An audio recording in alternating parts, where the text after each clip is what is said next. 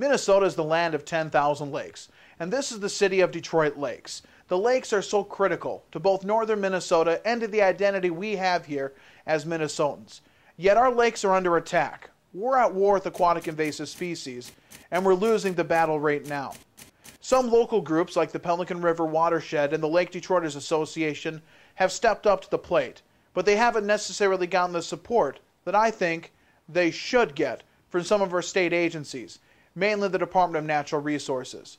A few years ago, the Lake Detroiters and some other local groups organized an effort to try to remove flowering rush, one of the aquatic invasive species plaguing us here in the lakes area.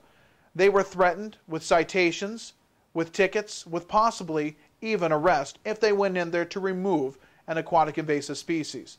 Cooler heads did eventually prevail, and the DNR did allow removal of flowering rush on a limited basis along the city's public beach. However, a greater threat has now emerged in the lakes area. Zebra mussels were recently discovered on Pelican Lake.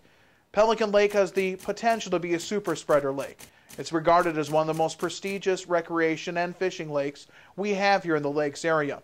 Many people go there, drop their boat in for a day or two, maybe the weekend, and then pull them out and move.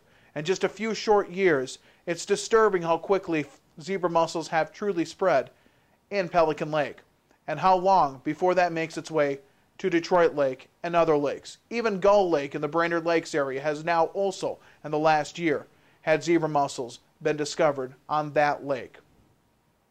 Now locally, we are trying to do something about it. But not only the Department of Natural Resources, a state agency, threatened those people with tickets, a year later, when a chemical spray was asked for, the DNR deliberately delayed that permit from being granted in a timely fashion. By the time the permit was issued, the time period where that spray would have been most effective has passed. We need friends here to help deal with what's going on in these lakes and fight aquatic invasive species. Now, recently, voters of Detroit Lakes approved a 1% food and beverage tax to give some funding to try to help out. However, that food and beverage tax is going to more than just fighting aquatic invasive species, and it will not be the magic pill. But we need to work together. And recently, the city of Detroit Lakes is entertaining the idea of expanding an RV park from 20-plus boat slips to 60-plus boat slips. Now, of course, more boats means the potential for more spreading.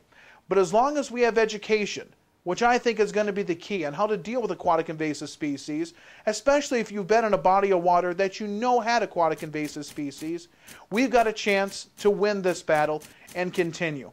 But it starts with us.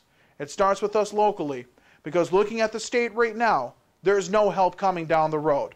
Now, there's some legislation being talked about that could help us, but this war is being fought right now in our lakes, and we can't wait a year or two or wait until this $5 billion budget deficit is dealt with before we can handle these lakes. We've got to do it ourselves. We've got to do it now. Carol McCarthy will have more coming up in this topics in the next coming months here, right here on TV3. And stay tuned for that, because what's happening to lakes is important, because it really happens to all of us.